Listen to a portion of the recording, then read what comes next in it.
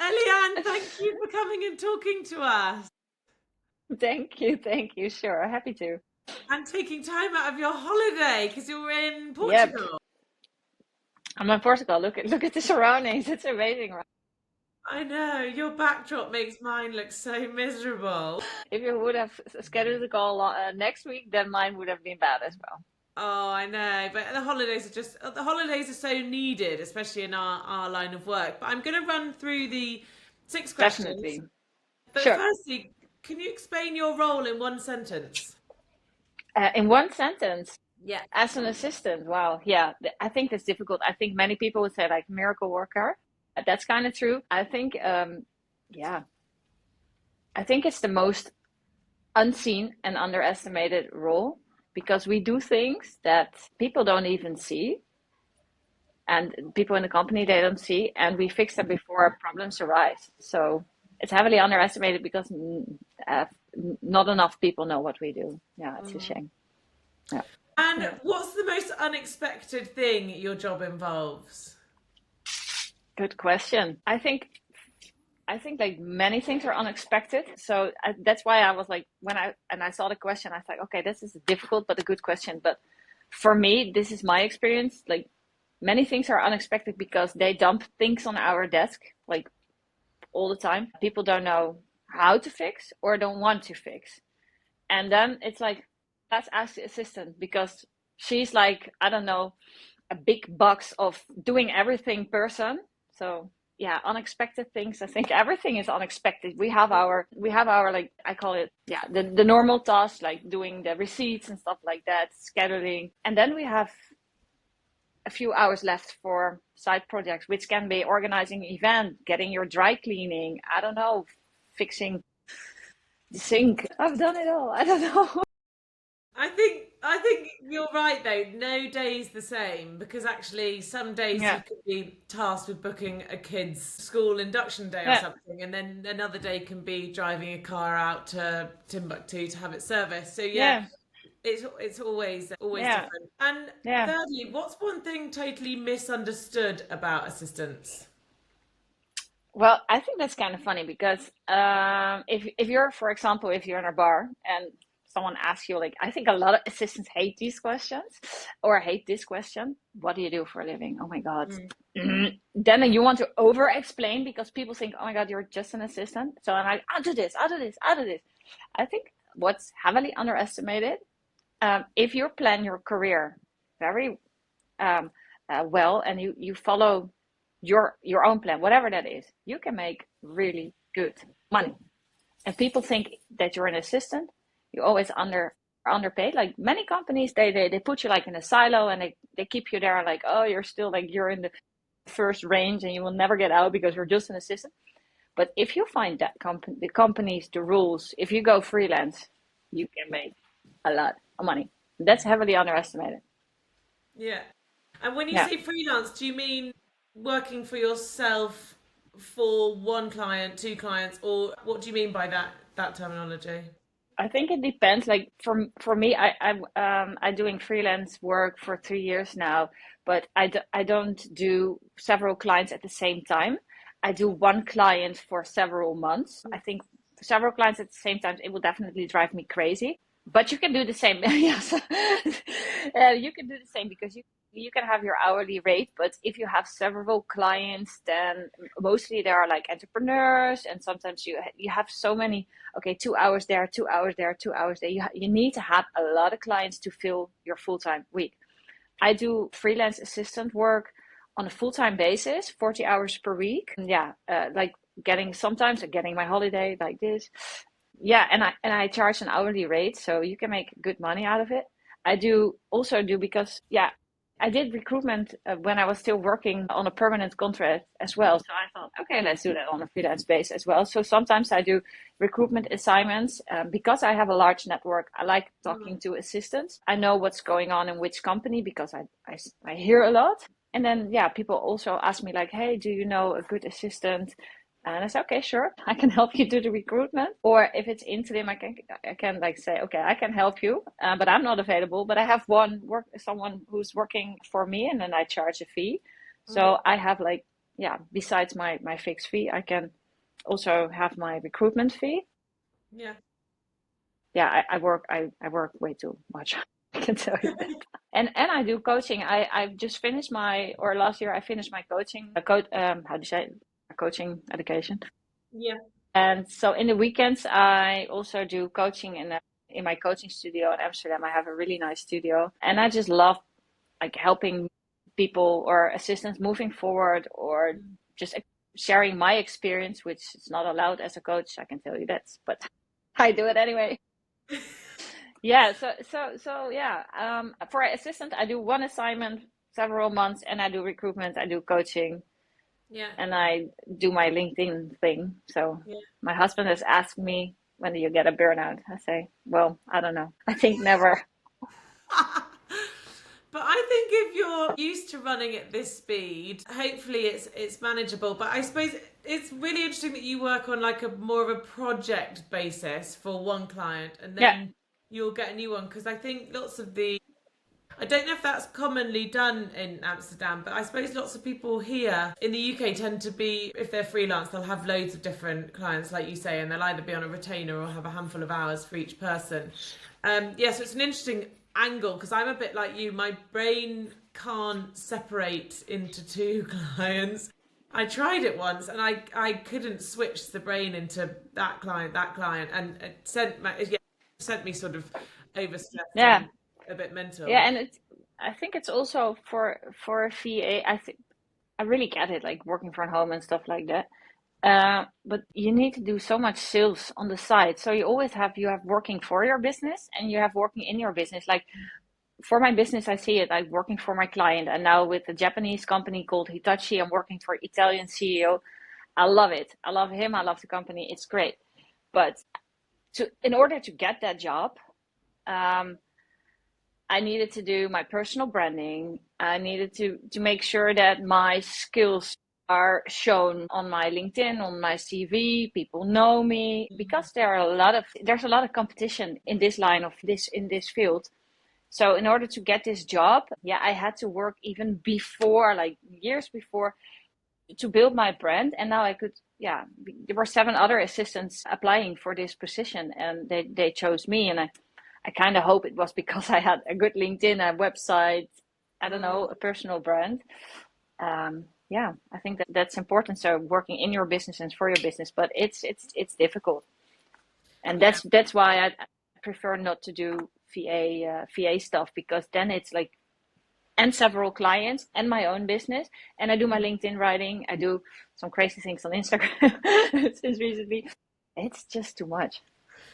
It's Yeah. too, it's too, I think it is verging on too much because the personal brand element of it, like you say, is like the business development side of your own business. And then to get new clients, that really does help. So you have to work on that. But even Yeah. having started Pally Talk, and I had a conversation with someone yesterday, the personal branding thing is almost, it's so promoted now that I feel if I miss a day doing a LinkedIn post, I almost feel guilty. I'm like, I've missed a day of potential promotion because suddenly you get ads like, can I help you with your Yeah. personal brand? Can I help you with your personal brand? And it is a lot because that's one Yeah. side. And you've also got to give everything to a client, lots of clients. But yeah, Yeah. there's a lot to build up the base of a personal brand. But I feel like Yeah. now you're established in that world, maybe you find it sort of more of a, you just do it naturally because you've sort of built that.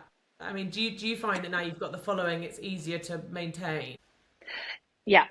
Yeah, I'm very happy that I found a way to express my more creative side, because assistant work can be very, sometimes a bit dull, especially if you're working for a big company where you're like a team assistant and you only have I don't know, the standardized secretary tasks, and you go home and then, well, I would get a bore out. So yeah, and I have my creative side. So and I started with just writing, and of course, in the beginning, I used ChatGPT, and I still do, but only for tweaking my text. And now I write them myself and it's tweak it. But in the beginning, of course, I was like amazed, like, wow, Chat, you can do so much, my big American friend. Thank you. Um, And yes, it's easier now to maintain because you know what people like.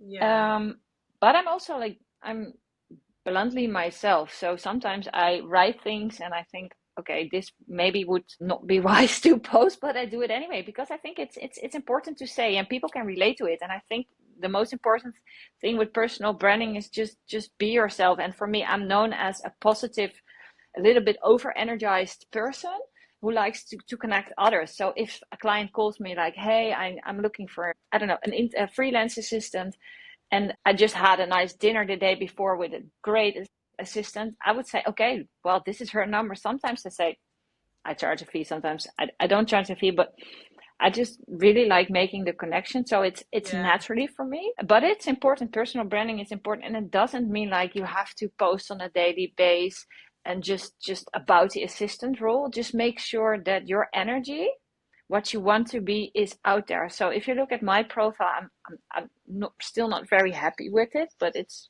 kind of good enough. But for me, you see a lot of colors. I hope you see a friendly face. Um, you see the energy I have because I do many different things. You see it also on my website, a lot of colors. But if you want to be more like the more, I don't know, business babe assistant, yeah, make sure you have darker colors, more serious subjects to talk about. I don't know, just make sure is whomever you want to be or whoever you are, that's expressed. and Mm. and and it's not about like, okay, I have to post and your LinkedIn is not up to date, because sometimes I do like recruitment for even fixed or permanent positions or freelance assistants, and I look at someone's profile because I see them in my feed like all the time, and I go to their profile and I'm like, what's happening with your picture? Where's your banner? Your text is falling off your banner. Like, fix it. And if you don't know how to do it, we have YouTube. It's like a 10-minute tutorial to look at YouTube and see how it's fixed. Come on, people, we're assistants. We should know these things. Um, so it's important that if you want to build a personal brand, make sure your basics are good. So like just a basic website, just a basic one. Do your basic LinkedIn. Make sure you have a good picture. Go for our iPhones now. Oh, that was our our iPhones can make amazing pictures. And if you don't know how to make amazing pictures with your iPhone, then again, there are many YouTube tutorials of 10 minutes who can explain you how to make a good picture Yeah. and make a banner. Canva has a lot of banners. So, be creative a little bit. And then start writing or posting or whatever you want to do, whatever you want to put out there. But Mm. make sure if you put things out there that if people think, hey, that's interesting, and they land on your page, you have the basic things right. And that's for personal branding. And of course, like, you don't have to do it like me. I'm over energized and I don't know, have a creative side, I think. Yeah, but it's not that difficult. It's you have a banner, a picture, you have Yeah. your introduction text. Oh, big bug. Introduction text. Make sure you have your work experience there, and you have a nice logo there. And if you're working for yourself and you only have the gray logo, just make, how do you say, a company profile. Just add a Mm. logo. Your company profile can be empty, but as long as, and then you have a nice logo on your link, it looks better. People are, they nowadays want to see, There's I don't also know, does it no, I answer the think question? I think it's good because there's also YouTube is obviously amazing. But I the Yeah, other day just went on the podcast. I was just the podcast app, I think, but I'm sure they're on Spotify too. Just LinkedIn tips, and there's loads of yeah, conversations with people talking about best ways to perform on LinkedIn.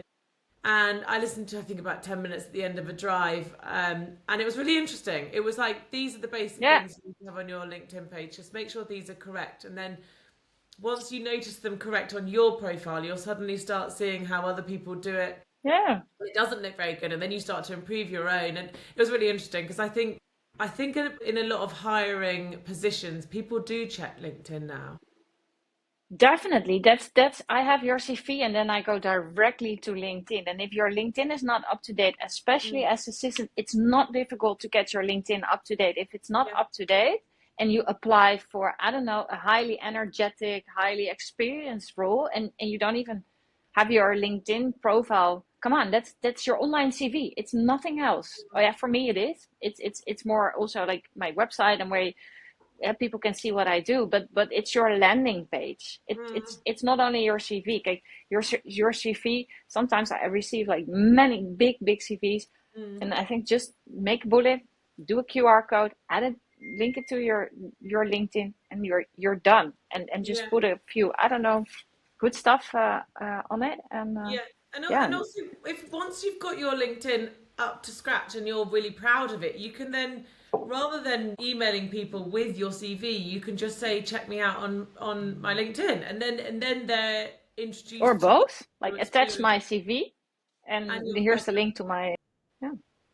Yeah, I think just getting the basics looking professional and clean, like you would want to, Yeah. reflecting your Yeah, and personality. you can also raise your hourly rate. It sounds a little bit weird, but it's for me, I have a higher hourly rate than some more experienced assistants, but it's not questioned, because if they land on my profile, they see, okay, well, yeah, I get it. It's professional LinkedIn, or I think, yeah, kind of professional LinkedIn. She has a website. She does several projects. She has broad experience. No questions asked. And I hear a lot of assistants, like they trying to increase their fee, and either if they go for via recruiter to get a job, or with the company, they say, yeah, it's a bit too high. Of course, I have that myself as well, and sometimes I choose for the to decrease my fee. Um, yeah, but in most, yeah, I don't know. Most companies, they don't question my fee, actually. Yeah. Yeah, I think it's just a really important part of our line of work And now. it's also easier, like your branding, people refer you easily because they remember. Like, think about the big yellow. If you see it time after time when you're, I don't know, go on holiday skiing, or right back, drive back from skiing home, and you see this M all the time, at the fourth time, you will stop. You will stop and you will say, oh, I will get my burger there. And that's what in the beginning, why I started with personal branding. I was like, okay, well, it's a highly competitive industry for freelancers, especially in the Netherlands. I need to be sure to get continuous positions, so people need to know me, and that's why I thought, okay, I have to be constantly like on their feet, so people will refer me. Of course, probably some people think I'm annoying. My one of my first, yeah, no, like the banker I used to work for, he said, well, when I started on LinkedIn, he was literally questioning, like, I don't think this is wise what you're doing. And he was, yeah, bluntly honest. He said, well, I stopped following you because you annoy me. I said, okay, well, but you're not my target market. I hope to inspire other assistants. And most importantly, what not everyone knows is that the assistants are most of the time like responsible for hiring another one. It's not Mm, always the manager. You need to get your foot into the door with the assistant. And once you have that and you convinced the assistant, mm. then try to convince the person you're going to work for. But the Yeah, assistant is very, very important. So I focus on that one. And people refer me like, hey, I'm not available. Maybe Eliane Fleur is available. yeah. Yeah. It's a really interesting one. But let's move on to next question. What's the most extraordinary thing you've been asked to do? Yeah. Yeah, I was thinking about this. Yeah, extraordinary. Like, yeah, we have many different tasks. Like, hey, can you get my dry cleaning? Some people find it extraordinary because it's like, okay, that's a weird question to ask your PA. But for me, like, I'm fine getting you lunch or your coffee or your dry cleaning or pick up your kids. I don't care, but I don't mind like doing a big event. I think the most extraordinary thing. I was working for a Tex Gunning, who is a well-known CEO in the Netherlands, and I loved him. I still love him. I still sometimes get a text from him. It's so cute. Um, and he was just like, when we start working, of course, he was testing me like, can I like kind of trust her with my agenda, with my email box. But I think once I won that trust, he was like, you're fine, good to go. You can help me with this, with this, with this. And then I was asked to organize like a really big international events with 70 top managers from around the world. They could bring their partner. And then we went to it. The event was in Athens in Greece. And then I went with another assistant who's now a very good friend of mine. Like we went to Greece and to check all the restaurants. We could eat in all the restaurants, and there were not like there were nice restaurants. So yeah, we went to every restaurant. We stayed in the luxurious hotel just to see like. And I remember it was so funny. And I remember him like you have this. You're with such a big group. You have to.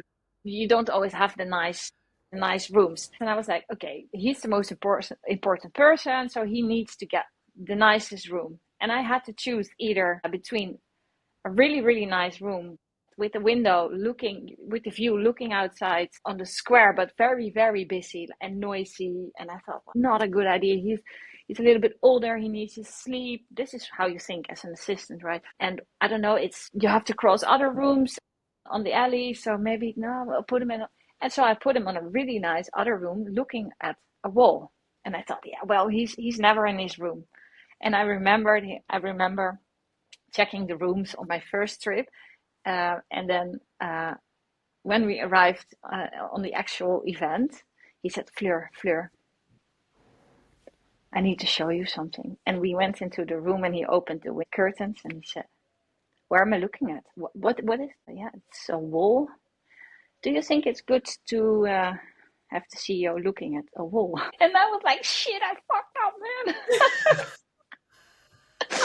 And then but this was, I don't know, I really thought about it. Like, okay, I don't put him on the street side because that's too busy. And these things, yeah, sometimes you fuck these things up.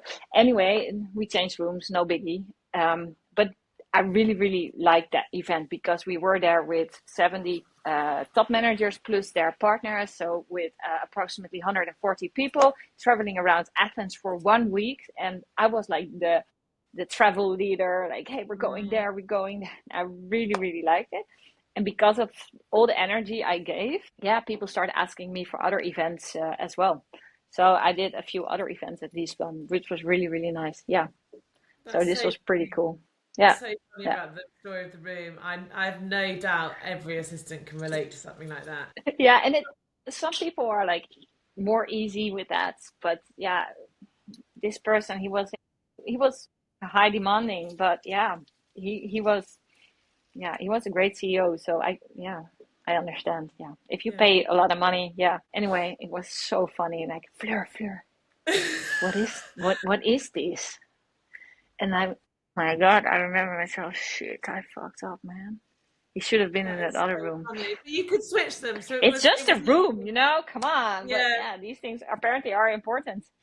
Yeah, but easily fixed. So easy fix, yeah. This question: what's one task that you secretly love doing? Yeah, organizing events. Yeah, I think many assistants would say this, and many assistants, if they come for me for coaching, like, hey, I want to improve or like make my role a little bit more nicer, make my role nicer, and I want to get involved in more projects and events. Yeah, and in some companies you have for an event manager, a marketing manager, a social media manager. So it's not very easy to get involved. And some companies you have the option to get involved in events, and that's I always love doing events, running around, connecting people. I'm a highly energetic person, so on the event itself, I love running around and fixing things and talking to people. That's my one secret thing. If I have a job where I only do assistant work, I could only do it for so long. And that's why in the beginning I job hopped. I'm not sure if that's an English word, but is it? Job hopped. Yeah. Because I had so many rules, and I was like dull assistant work, and at some point I was like, I need to get roles which contain more projects that are fun. Yeah, and then I start freelancing and trying to find the companies that that offer that more exciting part of our role. Um, and I I would, suppose, yeah, I would get a bore out if I would stay in a big company as, for example, for team assistants and only do the admin tasks. yeah. Yeah, yeah, events are really really nice to do. And I suppose that's the beauty of going freelance is you can pick and choose the projects you're working on. So the ones that sound really interesting, Yeah, you're like you'd say yes to, and then others you might just pass it on to someone who's yeah, working. or think this is just for 6 months. This Yeah. is fine. I had a position at a really nice, for example, at Deutsche Bank. It was mainly like admin tasks, but it was fine because it was close to home. It Mm, was convenient. It was a small team. It was a good pay. And during that time, my husband got sick, and I was like, okay, let's. I don't know. I don't want all the hustle, all the big projects. Absolutely fine with this. And I stayed there for a little over a year, and I thought, okay, perfect. And then my next role was a little bit more excited. So you can, I don't know, yeah, you can choose whatever you want at that time. Yeah, exactly. definitely. And then what advice would you give to a brand new assistant starting tomorrow? Yeah. It depends on what you want, but I think the most important thing is if you want to grow your career, try to make a plan at first and then stick to it. I think for me, I would advise like start at a big company, learn the basics, learn the basic admin things like doing the receipts, how to plan a meeting, how Outlook works, how to write to higher ups, which tone of voice. Well, ChatGPT is now pretty good with that, but I didn't have that when I started. But don't stay too long. Don't stay for, I don't know, 10 years. That's way too long. You get a bore out. If you're highly energized like me, you get a bore out.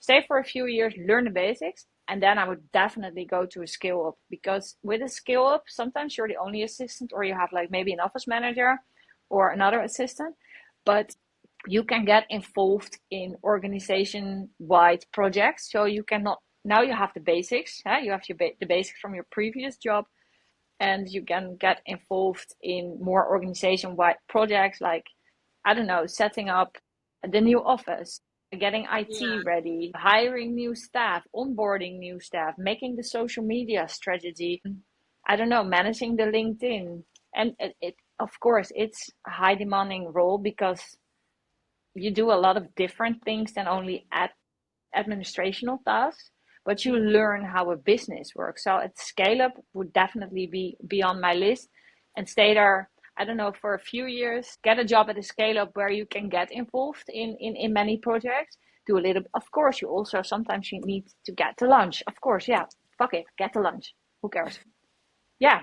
And then after I don't know 7 8 years, you have your organizational skills and you have your admin skills, and mm, then you're super broad as assistant, and then you can apply for jobs which are a little bit more difficult. At least mm. that is what I would do, but I don't have kids, so I have the time and energy to get a little bit more difficult jobs and then push yourself. And of course, sometimes I was crying like behind my desk, like, oh my god, how God I'm gonna do this, especially when you're for the first time minuting board meeting. In COVID time, without ChatGPT behind your laptop, you are 30 and you do not understand what they're saying because you're working for a financial company. Yeah. And all the minutes they need to go to our Nederlandse Bank and AFM, so they need to be really really good. And this was a scale up, so we didn't have someone who was there to check my things. So Mm. I was crying behind my laptop, but every Monday, a 4 hour board meeting, I was, Oh. um, but yeah, it was difficult. But then again, yeah, this experience, it pushed me to learn, and to learn really, really fast. And yeah, and I think after that, I was so all round. I could get easier the higher up roles, and the higher Mm. up roles, they have the better pay. So yeah, first the basics, then the add-ons like the project, like the organization-wide projects, then try to get one or two really really challenging roles, and I think after that you're so super super senior, you can raise your hourly fee or increase your salary Yeah. quite easy. Yeah. That would be my advice. I And don't stay too long at a company. Yeah.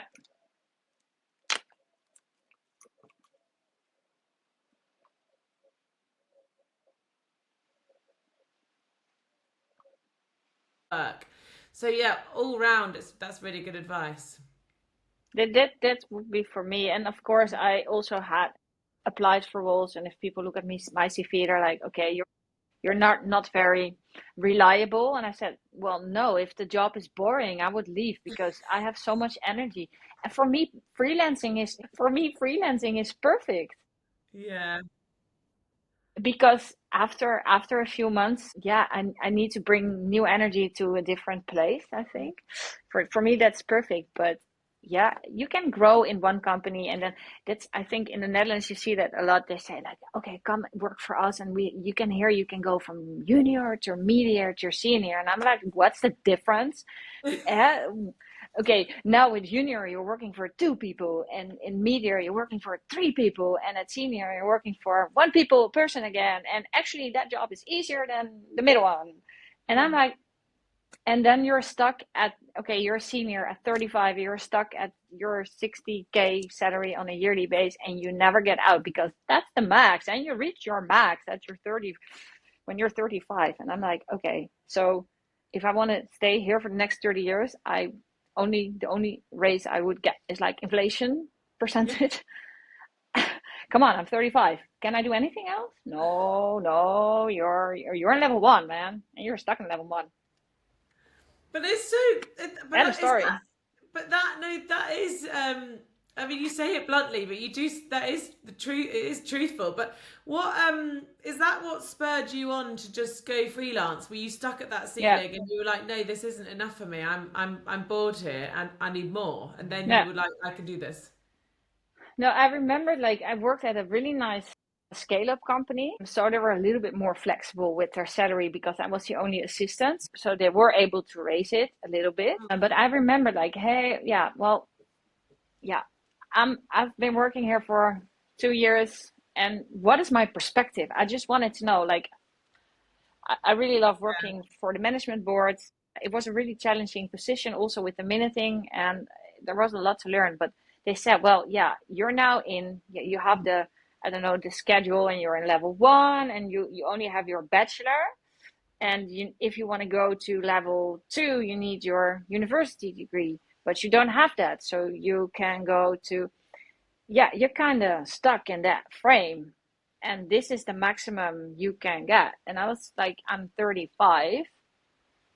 I want more. Mm. So, and I hear that more with the bigger companies. I hear that more often, and in coaching as well. I once spoke to a girl, and I was absolutely shocked. This was a big sport brand. We all know big sport brand. Yep, that's the one. And she was working in that company, and she was working at that company, and she did side projects, and she was actually very very good in that side project, and she was gaining a lot of attention for the company, and she was growing in that part of the role. But she also had her assistant part, and she was like, okay, I'm thinking about like applying for a role that actually is in the field of the project I'm working on, and I can do this because I've been involved in this project for a few years now. But I wanted to make my full-time job instead of like Yeah. my assistant work and sometimes doing this. And this is where I love doing this, I'm good at it.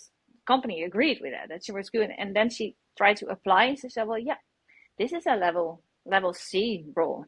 You're in level A.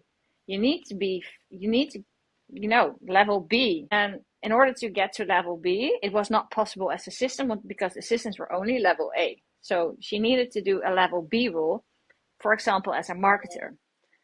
But she was not a marketer. So then she had to start as a junior marketer and get a lower pay because she had to start again in at level B as a junior.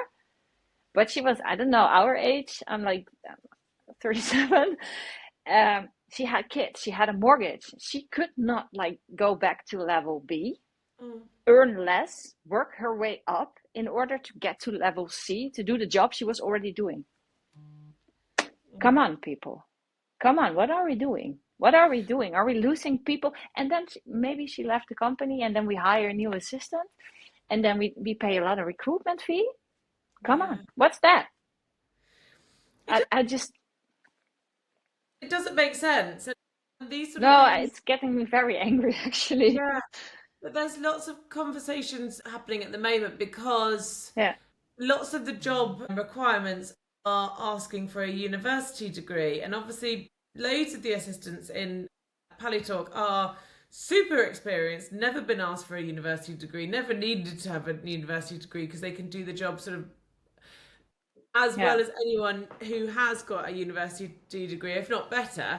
And suddenly, this new requirements coming in, and for lots of people, it just doesn't make sense. It's like what you were saying because they're already there, they're already succeeding, they're already doing well, but for them to get a new job at a higher level or to move within the company, suddenly they've got this barrier, mm, and they're like, what?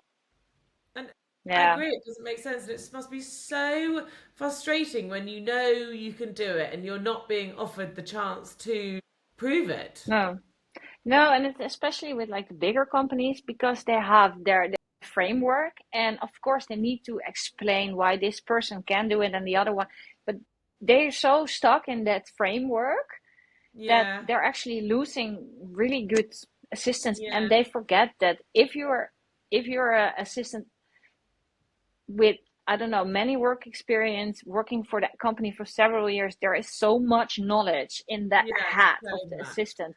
She has Yeah. fixed problems nobody even knows about. She knows the organization inside out. And then they're losing these people because they don't want to raise the salary because no, you're level A. Oh my god, seriously, sorry. Uh, uh, or you can get the job because no, you're level A. You need to go to level B first, but at B you're still a junior, so you have to step back Yeah. before you can go to C. And she's Mm, already doing the work of C. I don't understand that. no, I don't I just understand. don't. It doesn't And make it's the sense. bigger companies, eh? It's not the smaller ones. The scale Yeah, ups, they don't have the framework yet. They're just yeah, super happy with energy and yeah, positivity and experience, and you can ask for a raise more easily. mm, Um, yeah, yeah, but the bigger exactly. companies, they will keep you small. Yeah, and if anything, the bigger companies don't deserve us. If they don't deserve the assistants who want to be driven and to climb the ranks. So actually, the startups are welcome to welcome to have everyone. But I Yeah, think they're going to lose out because if they know if you join a job and the career progression isn't there, then anyone at any level is going to be demotivated. So it's only going to affect yeah. the company, And and that's people gonna will cost a leave. lot of money as well to recruit them back. Yeah, I've seen it. I've seen it with the bigger companies in the Netherlands, and I know what I'm talking about because I also do recruitment. So I yeah, see the our salary is still fixed mm, on a salary which we had 5 years ago. Of course, we have a few companies doing a lot of recruitment for Carney, AT Carney. They yeah, have really good perks. This is a company who really gets it. And also the assistant manager, they have a manager above the team. I think that's very important to have a manager. Many big companies, you don't have it. And mm, she's actually like fighting for, okay, we have to increase salary. We need to do team building. We need to do yeah, education. And she is like getting things done, mm, and they not many people leave that company, and they have really really good assistants and a good mm, salary, and they're super happy. yeah. And I You, do the recruitment, and it's more easy because they have these good perks. But I've yeah, been asked for another big lawyer company here in the Netherlands to do recruitment, and their yeah, salary was like similar to that one, to that one, to that one, to that one. And what I hear people say, like, okay, why should I move to a different company for different for the same salary, the same mm, job, the same growth, no growth? Why should I leave? And they don't leave. And yeah, in the Netherlands, a lot of assistants now go freelancing because they're sick and tired of the 60K salary. yeah. I know. I feel like we could talk about this for Yeah, hours, but I mean, hopefully the companies will start to learn and follow the example of that company you just mentioned who are doing it right. But we can do as much as we can from our end by sort of promoting the progression in the assistant role. But thank you so much for chatting to me today. It's been so nice catching Thank up you with for having me. I'm not sure if I answered all the you. questions right. It's just my energy sometimes taking over, but thank you You so much. did. Thank you for taking the time out of your holiday. Sure, sure. Now the family can talk again. Okay, it's over. You can talk again.